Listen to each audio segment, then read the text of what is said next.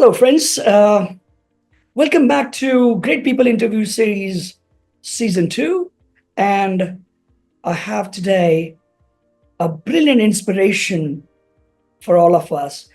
But before we dive into this, um, would you like to build meaningful connections? Well, obviously, yes, isn't it? Well, we're going to reveal some top secrets of how to do that so easily because we have a champion and expert in connections. Yes, welcome, Louise. Well, we call her Lou. Welcome, Lou. Thank you so much for having me. It's lovely to be here today. Thank you. Brilliant. Well, tell us more about yourself and your organization to start with. Of course, yes. Hi, I'm Lou, co-founder and CEO of Needi. We are the corporate gifting concierge service that matches the perfect gift to your recipient from the best local independent businesses. And we do that using psychology and AI.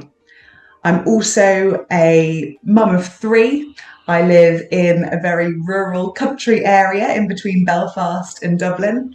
And myself and my co-founder, Steph, have worked together now for nearly 14 years in various companies. Amazing. Well, and one of the great success stories as well in the UK. Of course, in the top 2% of the UK female founders to raise, decent sum of money. Indeed, I know it's a huge Pinterest moment. I think we've raised about 1.4 million in revenue over the last few years from some VCs and angel investors to invest in Needi's growth.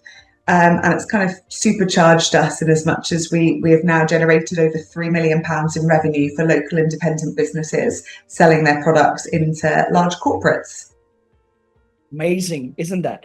So today's topic of discussion is connection is currency. And can you tell us what are your views around this? Absolutely.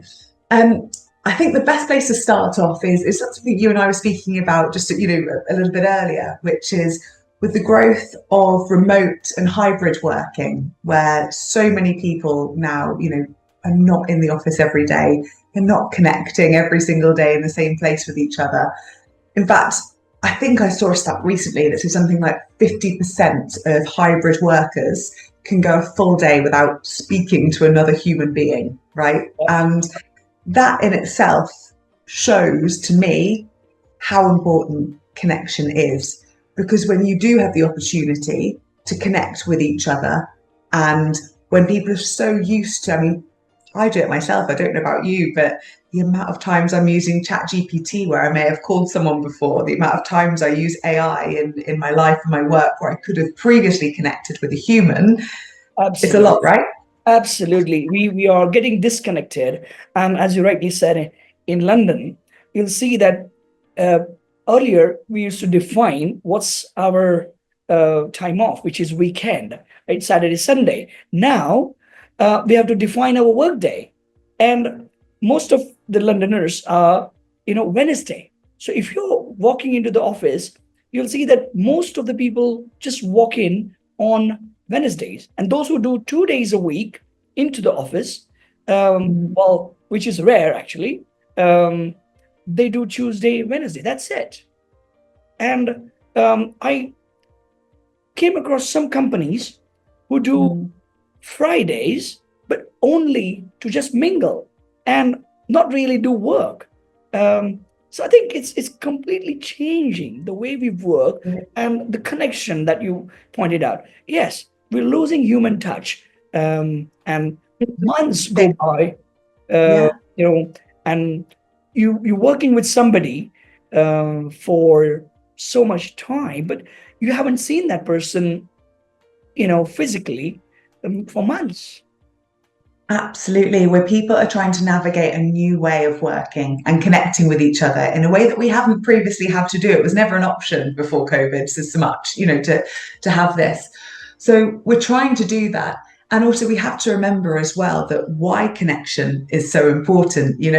I think some companies forget this as they're trying to tick the box and say, we've done this team building or we've done this thing to connect everybody. Sometimes they forget like the really true human nature is that that's what people crave the most. It's the foundation of loyalty, it's the foundation of trust, it's the foundation of belonging, and that's in life as well as business. So I think the importance of connection is something, and when I say it's currency, it's the thing that most companies and some of the most successful companies that we work with are harnessing in a fantastic way.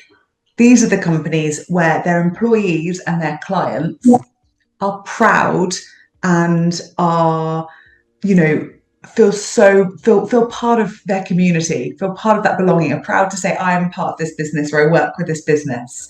And this is something that so many companies that I think as we're watching them scale and they're doing brilliantly with AI and they're doing, all of this, they're forgetting the importance of connection to win the best staff and the best clients and keep their loyalty. So how these big companies are, trying to build these um, wonderful moments and you know thoughtful moments. How are they doing this? There are so many different ways of doing it. I'll start like with a really basic one. Let's start with a very, very basic one that you'd be surprised actually at how many great companies do it well and how many big companies do it badly. So let's think it's your first day of work for a new company, right? You've had the job offer letter. Nowadays, maybe you go into the office for your first day, maybe you don't. Maybe your first day working for that Yeah, company is at home, yeah. right? How on earth do you make that first moment memorable for someone? Because it's huge. It's a defining moment. Your first day of work, your first day of a job in a new company is a really big deal. Yeah. And again, I've spoken to some of the world's leading tech and financial companies who have honestly said to me, oh, it kind of depends which department you're in and who your manager in is as to how your first day is.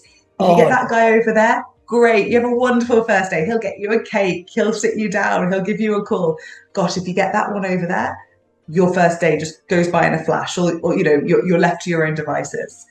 And this is just one very, very simple way that if you can get that onboarding right, what if, from the moment that that person has got the job offer and they're excited to tell everybody that they're joining, what if that was the day that they received a lovely welcome gift in the post that had some things to get them started?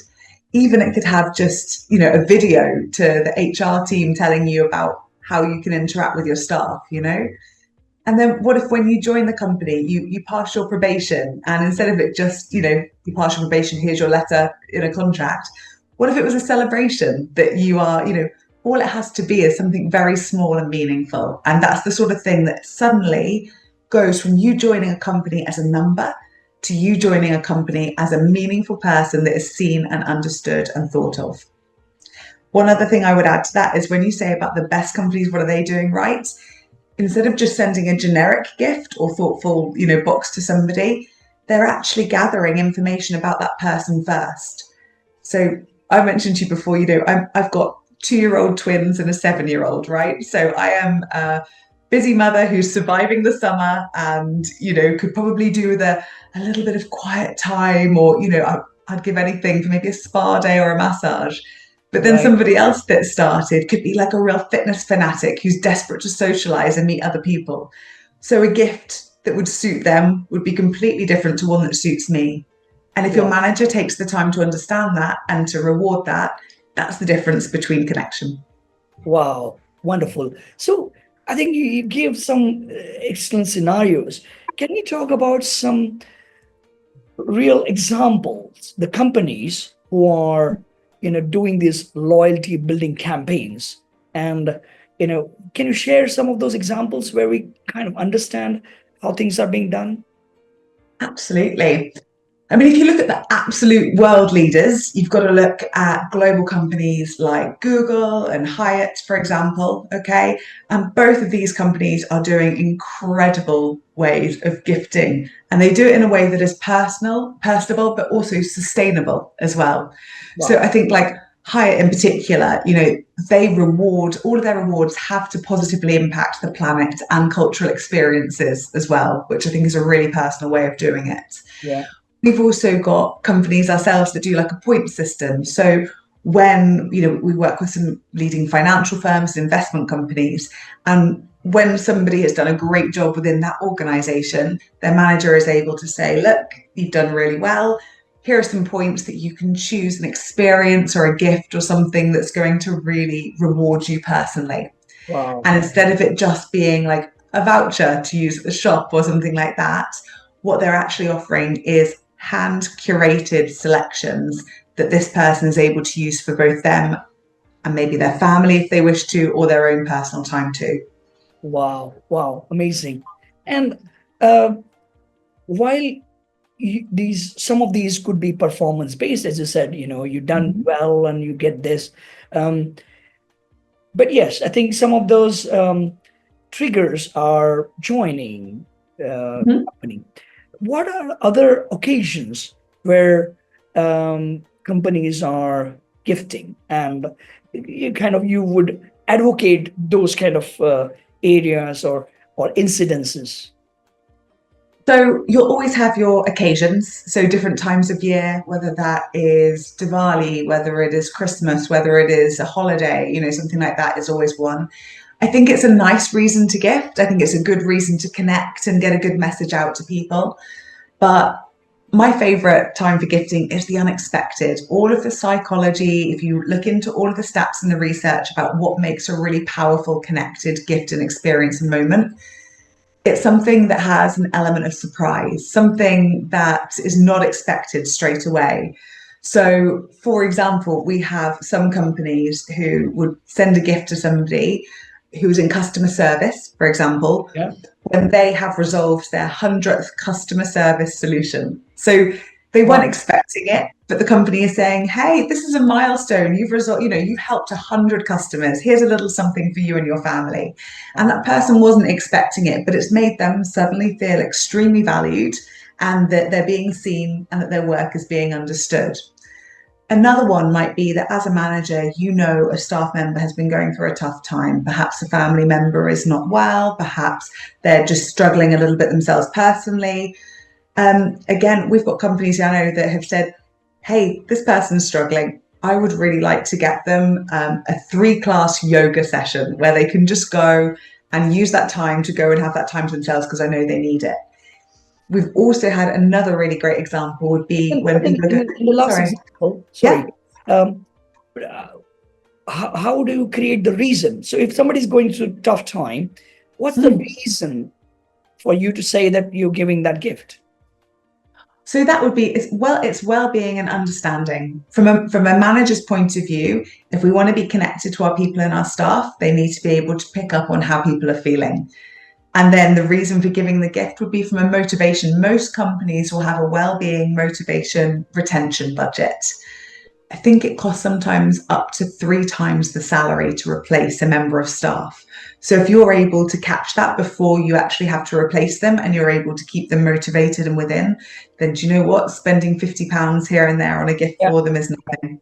Fantastic, fantastic. And one more question before. Sorry, I cut you off because you Okay. give one more example. But when you give this, I think this is a fantastic idea to give that surprise, because when it's only that person getting the gift, you could probably personalize and give what the person wants, or needs, or would value. But when you're doing generic occasion based gifts like Christmas gift, for example, um, then are you not confined to giving the same sort of stuff to everyone, because you can't really can you give different gifts to different people for the same occasion? I love that you've asked that. It's such a topical issue at the moment. And this is, I think, what is defining some of the leading companies. So some of the world global companies that we work with have over 100,000 members of staff all over the world. And you're absolutely right. Giving them all the same gift is not going to work, right? Like back in the day, companies would give out bottles of wine. That's no good if you don't drink. They'd be giving out other gifts. Okay, maybe you're vegan, maybe you're gluten intolerant. There's so many reasons why a gift could be a terrible choice. So the way that we get around this at Needi, and something that's so successful with the global leaders right now, is what we call Fidgetital gifting.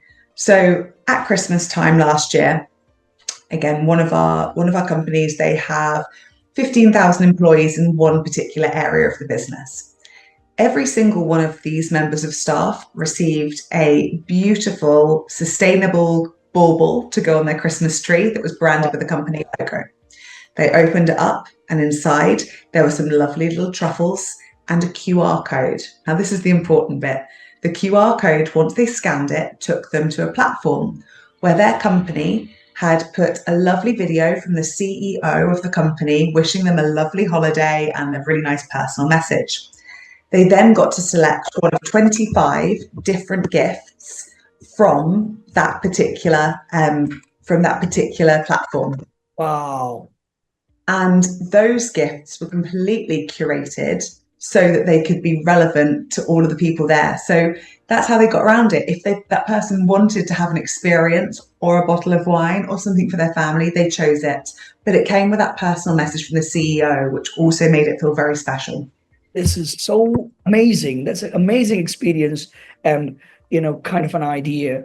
Uh, I think more importantly, sometimes you feel that if you give different gifts to different people, they might feel, oh, I should have got that. But here, you're actually giving them the choice. So nobody feel that I got a water bottle and somebody's got a coffee cup, and I actually wanted a coffee cup.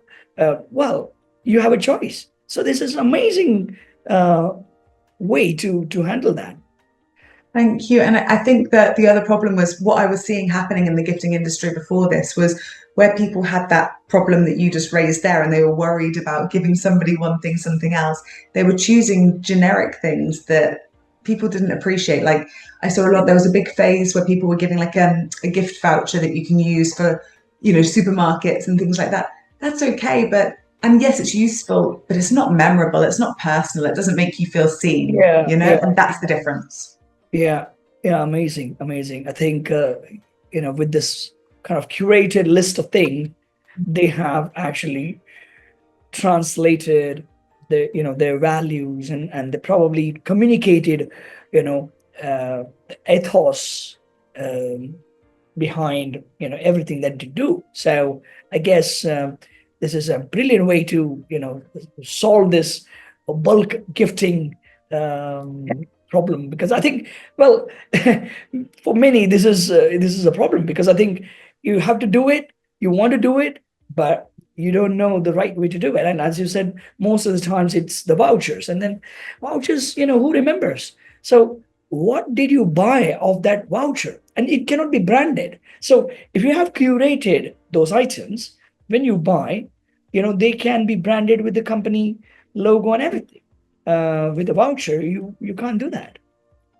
It's true. And I want to say in the gift voucher industry, it's something like £33 million a year, something like that goes unclaimed on vouchers. So often you'll be giving that voucher and they're not even going to claim it anyway in the first place. And then the other side, where they were giving before that, the other option, you give a generic gift, everybody gets the same hamper, but maybe people don't like what is in the hamper because they are, have different preferences. That's going to landfill, right? So you've either got a gift that people aren't using and is generic and forgotten, or you've got another one that, even worse, is going into landfill and is bad for the planet. So for us, the solution is that real personalized gifting. And really important to us, we support local independent businesses. So the majority of the gifts that we supply to all of these big companies come from lovely local independent businesses. So it's supporting the local economy as well. Amazing. That's amazing structure that you have in place there. But in spite of all these, I'm sure you're also facing some challenges. So what are your current challenges? Oh gosh, always. I mean, that's it, right? When you start a company, it's just one after the other. There are some brilliant highs, and there's many challenges and lots of learns. I would say that right now it's probably at the pace that we're scaling. We are winning some big contracts with some huge companies that want to use us for all of their gifting, which is incredible. And I suppose it's us trying to scale at the same pace as they want us to, right? So we need to make sure that all of our systems, our processes, our technology, our platforms, everything that we're doing is growing at the same rate as the need for our products. So from a founder and an entrepreneur's point of view, it's a lovely problem to have. Like, there is a demand for what we do Yeah, and we need to fulfill it. But equally, we're all about excellence and quality and incredible customer service. So we need to ensure that we are, doing that without breaking ourselves to get there. absolutely, absolutely. And I think there is so much knowledge that we receive today, and our audience is going to be excited to have found solution for their problems. And to the audiences, if you need anything more, please connect to her, and I'm sure you will find all the answers to all your connection problems or employee retention and gifting related stuff.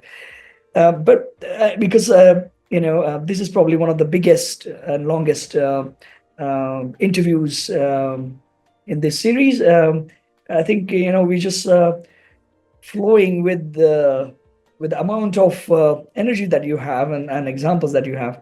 So let me come to the last question straight away.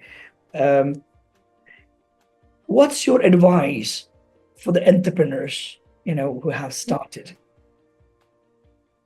I think the top piece of advice that I would have would be, make sure you're passionate enough about what you're about to do that it's going to get you through the hard times. Because I think that some people might start an idea because they think it's just going to make them some money, or they think it's just a really good kind of thing for them to do. But actually, you have to be truly and deeply passionate about why you want to solve this problem.